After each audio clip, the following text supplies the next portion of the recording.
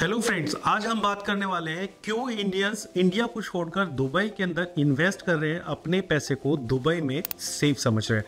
आज मैं इसके आपको 5 से 6 रीज़न देने वाला हूं जिसकी वजह से इंडिया के लोग ज़्यादातर दुबई के अंदर इन्वेस्ट कर रहे हैं इंडिया को छोड़कर। तो सबसे पहले हम बात करते हैं कैश बाइंग की। देखिए, अगर आपके पास कैश है और आप कैश लेके इंडिया में किसी भी प्रॉपर्टी को बाय करने के लिए जाते हैं तो जल्दी से आप कैश देकर बाय नहीं कर पाएंगे, क्योंकि गवर्नमेंट इस पे ऑब्जेक्शन उठाती है कि आपके पास ये कैश आया कहाँ से। उसके लिए आपको इनकम टैक्स देना पड़ सकता है, उसके लिए आपको टीडीएस देना पड़ सकता है और बहुत सारे तरह के टैक्सेस होते हैं। तो दोस्तों, अगर आपके पास कैश है, अगर आपके पास क्रिप्टो है, आप ऑनलाइन ट्रांजेक्शंस करना चाहते हैं या आप किसी भी तरीके से ट्रांजेक्शन करना चाहते हैं, Dubai is the safest place to buy a property in anywhere in the UAE. So this is the most important point. Indians are buying property in Dubai these days. What is the plan in 2025? दोस्तों, अगर देखा जाए तो 2024 में पूरी दुनिया में सबसे ज्यादा अगर किसी ने इस मुल्क के अंदर यानी दुबई के अंदर अगर प्रॉपर्टी बाय की है तो वो है इंडियंस। तो अब इसका एक रीजन ये भी होता है कि हमारे जो इंडियंस होते हैं उनके पास कैश इतना ज्यादा होता है कि वो अपने इनकम टैक्स को बचाने के लिए या वो किसी भी अलग तरह के टैक्सेस को बचाने के लिए, गवर्नमेंट की नजर से अपने पैसे को बचाने के लिए ऐसी जगह इन्वेस्ट करना चाहते हैं जहां पे उनको टैक्स पे ना करना पड़े, क्योंकि इंडिया के अंदर जो टैक्स देना पड़ता है वो बहुत ज्यादा है। और आज का जो टैक्सेशन है उसके अकॉर्डिंग आपको पता है कि ऑलमोस्ट 18% तक आपको इनकम टैक्स देना पड़ सकता है। तो दोस्तों, ये एक बहुत इंपॉर्टेंट चीज है जिसकी वजह से इंडियन सबसे ज्यादा दुबई के अंदर प्रॉपर्टी बाय कर रहे हैं, कैश ला रहे हैं, क्रिप्टो ला रहे हैं, ऑनलाइन ट्रांजैक्शंस कर रहे हैं, हर तरीके से प्रॉपर्टी बाय कर रहे हैं। अब दूसरा पॉइंट है हमारा कैपिटल एप्रिसिएशन। देखिए, अगर कोई भी दुबई में इन्वेस्ट करे, अमेरिका में इन्वेस्ट करे, लंदन में इन्वेस्ट करे या अपनी कंट्री इंडिया या पाकिस्तान के अंदर इन्वेस्ट करे, सबसे पहले हर इन्वेस्टर के जहन के अंदर ये बात होती है कि मैं जो पैसा इन्वेस्ट कर रहा हूं उससे मुझे एप्रिसिएशन कितना मिलेगा। तो देखिए, एप्रिसिएशन के मामले में इंडिया भी पीछे नहीं है, क्योंकि वहां पे डिमांड बहुत ज्यादा है और सप्लाई बहुत कम है।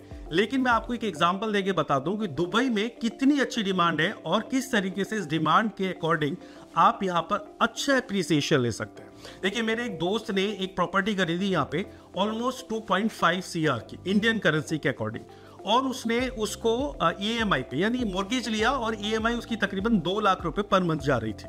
अब उसने तकरीबन 5 से 6 महीने के अंदर, लोकेशन बहुत अच्छी थी, प्रोजेक्ट बहुत अच्छा था और उसका पेमेंट प्लान बहुत अच्छा था, सिर्फ 5 से 6 महीने के अंदर 6 करोड़ रुपए की वो प्रॉपर्टी सेल की। हालांकि अभी तक वो हैंडओवर भी नहीं हुई थी, उसने बीच में ही उसको बेच दिया। तो आप देख सकते हो ऑलमोस्ट 2 गुना से भी ज्यादा का एप्रिसिएशन मिला है। अगर आप इंडिया के बारे में देखें तो इंडिया में भी आपको एप्रिसिएशन मिलता है, 2 से 3 साल के अंदर आपकी प्रॉपर्टी ऑलमोस्ट डबल हो जाती है, और अगर आप 5 से 6 साल की बात करें तो 4 से 5 गुना भी हो जाती है। बट दुबई के एप्रिसिएशन जो है उस पर आपको कोई टैक्स नहीं देना पड़ता, ये खास बात है। अगर आप इंडिया के अंदर रहकर एप्रिसिएशन कमा रहे हैं तो आपको पता है कि उसमें आपको कितना ज्यादा अपना हिस्सा निकालकर गवर्नमेंट को देना पड़ेगा। लेकिन आपको जो यहाँ पर एप्रिसिएशन मिला है, यहाँ पे गवर्नमेंट आपसे एक सिंगल पैनी भी चार्ज नहीं करती है टैक्स के रूप में। तो दोस्तों, ये सेफेस्ट प्लेस है और ये आपके लिए सेफेस्ट इन्वेस्टमेंट प्लेस है दुबई, अगर आप इन्वेस्ट करना चाहते हैं। तीसरा जो पॉइंट है वो रिस्क ऑन इन्वेस्टमेंट है। No, that's my not mean it, I mean that it is return on investment. किसे बोलते हैं रिटर्न ऑन इन्वेस्टमेंट? देखिए, इसका एक सिंपल फॉर्मूला है। आप अपने रेंटल जो आपका यील्ड है या आपका टोटल नेट प्रॉफिट है उसको आप डिवाइड करेंगे, टोटल आपने इन्वेस्ट किया है, और आप उसको मल्टीप्लाई करेंगे 100 से, तो आपका रिटर्न ऑन इन्वेस्टमेंट आ जाएगा। अब मैं आपको इंडिया के कंपैरिजन करता हूं एक दुबई की प्रॉपर्टी से कि कैसे रिटर्न ऑन इन्वेस्टमेंट आपको मिलता है और कितना मिलता है। मेरे एक दोस्त ने प्रॉपर्टी खरीदी ऑलमोस्ट 1.5 CR की इंडिया के अंदर, उसको जो उस पर रिटर्न और इन्वेस्टमेंट मिल रहा है वो मिल रहा है ऑलमोस्ट 3.5%। कैसे? 1.5 CR की प्रॉपर्टी खरीदी, उसको जो उस पे रेंट आ रहा है वो आ रहा है 60,000। अगर आप इसको कैलकुलेट करते हैं तो ऑलमोस्ट 4% के करीब आपको रिटर्न ऑन इन्वेस्टमेंट मिल रहा है। बट वहां पे टीडीएस भी है, बट वहां पे इनकम टैक्स भी है, ये सारे डिडक्ट करने के बाद आपको बचता क्या है? Almost 3%, 3.5% maximum. आप दिल्ली में है, कलकत्ता में है, आप मुंबई में, किसी भी शहर के अंदर है, हर जगह आपको जो maximum yield return on investment मिलेगी वो 3.5% से शायद मुश्किल ज्यादा मिले। अगर आप कंपेयर करते हैं दुबई के अंदर, तो मेरे एक दोस्त ने यहाँ पर 1.5 CR का एक फ्लैट लिया, एक अपार्टमेंट लिया, उसका जो उसको रेंट आता है ऑलमोस्ट 1 लाख रुपीज आता है। इसका अगर रिटर्न और इन्वेस्टमेंट देखा जाए तो ये ऑलमोस्ट 8% है, इंडिया के कंपैरिजन में डबल से भी ज्यादा। और खास बात यह है कि इस रेंटल इनकम पे आपको कोई इनकम टैक्स नहीं देना, कोई टीडीएस नहीं देना, किसी भी तरह का टैक्सेशन यहाँ पर नहीं है। और एक बहुत इंपॉर्टेंट बात यह है कि यहाँ पर कुछ डेवलपर्स ऐसे हैं दुबई के अंदर जो आपको इन्वेस्ट करने पर आरओआई ऑलमोस्ट 10% तक दे रहे हैं। अगर आप इसके बारे में जानना चाहते हो तो मुझे डीएम कर सकते हैं या मुझे दिए गए नंबर पे कॉल या व्हाट्सएप कर सकते हैं, मैं आपकी पूरी हेल्प करूंगा इस बारे में। अब बात करते हैं डिमांड एंड सप्लाई की। देखिए, जहां पर डिमांड ज्यादा हो, सप्लाई कम हो, वहां एप्रिसिएशन भी ज्यादा मिलता है, लेकिन रेंटल यील्ड डिपेंड करती है लोकेशन पे।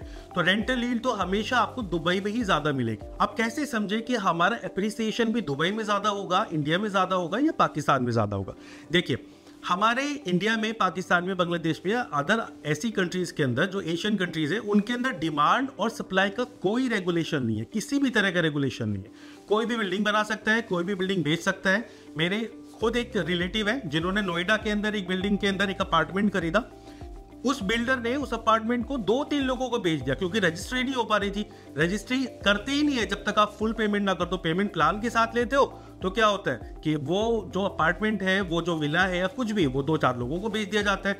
आपके साथ बहुत ज्यादा फ्रॉड होता है। लेकिन दुबई के अंदर इस तरह का कोई फ्रॉड नहीं होता। जैसे आप कोई प्रॉपर्टी खरीदते हैं, आप फौरन आपका 4% डीएलडी देते हैं और आपको एसपीए मिल जाता है, जो कि इस बात की रजिस्ट्री होती है कि आपका अपार्टमेंट है, और ये hand to hand within 5 minutes हो जाता है। अब बात करते हैं कि दुबई के अंदर डिमांड और सप्लाई को कैसे रेगुलेट किया जाता है। देखिए, यहाँ की गवर्नमेंट ने ऐसे एक रूल्स तैयार किए हुए हैं कि कोई भी बिल्डर अगर अपनी एक बिल्डिंग बना रहा है, कोई भी डेवलपर अपनी बिल्डिंग बना रहा है, तो जब तक कि उसकी बिल्डिंग पूरी तरीके से सोल्ड आउट नहीं हो जाएगी, तब तक उसको दूसरी बिल्डिंग बनाने की इजाजत नहीं मिलती गवर्नमेंट की तरफ से। आप देख सकते हैं कि दुबई के आसपास के जो एरियाज हैं उनमें वार चल रही है, जिसकी वजह से लोग यहाँ पर माइग्रेट हो रहे हैं। ज्यादा लोग यहाँ माइग्रेट कर रहे हैं, ज्यादा लोग यहाँ पर अपने आप को सिक्योर फील कर रहे हैं, उनकी जॉब सिक्योर है, वो खुद सिक्योर है, उनकी फैमिली सिक्योर है, और सबसे ज्यादा सेफ्टी है इस मुल्क के अंदर।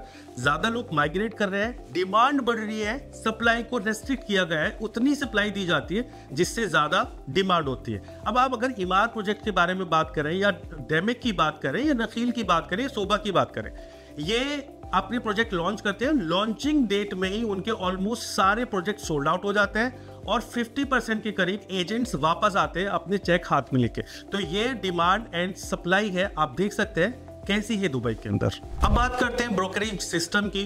क्या इंडिया का ब्रोकरेज सिस्टम है, क्या दुबई का ब्रोकरेज सिस्टम है? आप इंडिया में जाएं, इंडिया में आपको गली के नुक्कड़ पर कोई पान वाला मिलेगा, कोई ठेले वाला मिलेगा, कोई रिक्शे वाला मिलेगा। सब लोग ये बोलते हैं कि हाँ, ये मैं प्रॉपर्टी बेच रहा हूँ, मुझे बताओ। हर कोई अपने कमीशन के चक्कर में होता है। लेकिन यहाँ दुबई में क्या है, जितने भी ब्रोकर्स हैं वो सब रेरा अप्रूव्ड है। यहाँ पे एक पूरी चीजों को रेगुलेट किया जाता है। ऐसा नहीं कि आप कोई भी आके रियल एस्टेट एजेंट बन जाएगा, उसको बाकायदा यहाँ पे एग्जाम क्वालिफाई करना पड़ता है, अपना एक कार्ड लेना पड़ता है, उसके बाद वो एक रियल एस्टेट एजेंट बनता है। रियल एस्टेट एजेंट का काम ये होता है कि आपकी अकॉर्डिंग, आपकी नीड के अकॉर्डिंग, आपकी पॉकेट के अकॉर्डिंग, आपकी जरूरतों के अकॉर्डिंग आपको वो अलग अलग प्रॉपर्टीज दिखाता है और पेमेंट प्लान भी बताता है कि किस प्रॉपर्टी के कैसे पेमेंट प्लान है। तो आप जरूर अगर कोई प्रॉपर्टी बाय करें तो अच्छे किसी एजेंट से मिले जिसके पास उसका ब्रोकरेज कार्ड हो। अब बात करते हैं मॉर्गेज की। अगर आप इंडिया में मॉर्गेज लेना चाहें तो बहुत मुश्किल मिलता है। अगर आप दुबई में आके सिर्फ पासपोर्ट के भी आप अगर मॉर्गेज लेना चाहते हैं तो इजी है। बस अगर आप बिजनेसमैन है तो आपको 2 साल की अपनी इनकम टैक्स रिपोर्ट शो करनी पड़ेगी। आपको जो बिजनेस अकाउंट है उसका आपको बैंक स्टेटमेंट देना पड़ेगा और बहुत ईजी होता है। यहाँ पर बहुत सारे ऐसे लोग हैं जो इजीली आपको मॉर्गेज अप्रूव करा देते हैं। जो जॉब वाले हैं, अगर आपकी सैलरी अच्छी है, अगर आपकी इनकम टैक्स रिपोर्ट अच्छी है तो आपको इजीली यहाँ मॉर्गेज मिल जाता है। और खास बात यह है कि जो मुस्लिम लोग हैं उन लोगों के लिए यहाँ पर एक इस्लामिक तरीका है जिसके तरीके से आप यहाँ पर इजीली आप शरिया लॉ के एतबार से यहाँ पर मॉर्गेज ले सकते हैं और वो बहुत इजी है और बहुत कंफर्टेबल है। And the last not the least, paper work यहाँ का बहुत आसान है। आपके पास अगर पासपोर्ट है, आपके पैसे है, आपकी जेब में है, आप यहाँ पर आकर कोई भी प्रॉपर्टी बाय कर सकते हैं। प्रॉपर्टी बाय करने के विद इन 5 to 10 मिनट्स आपका रजिस्ट्रेशन आपके पास आ जाता है, आपकी प्रॉपर्टी के सर्टिफिकेट्स आपके पास आ जाते हैं, आपकी प्रॉपर्टी आपके हाथ में हो जाती है, आपकी प्रॉपर्टी के ऊपर कोई कब्जा नहीं कर सकता। तो दोस्तों, ये कुछ खास बातें हैं जिसकी वजह से Indian, Pakistani, Bangladeshi, most of the countries के लोग यहाँ पर प्रॉपर्टी बाय कर रहे हैं और उन सारे कंट्रीज के अंदर इंडिया के लोग नंबर 1 पे हैं। तो आपका प्रॉपर्टी बाय कर रहे हैं, मुझे जरूर कमेंट सेक्शन में बताइएगा। वीडियो अच्छी लगी हो तो प्लीज लाइक करें, चैनल को सब्सक्राइब करें।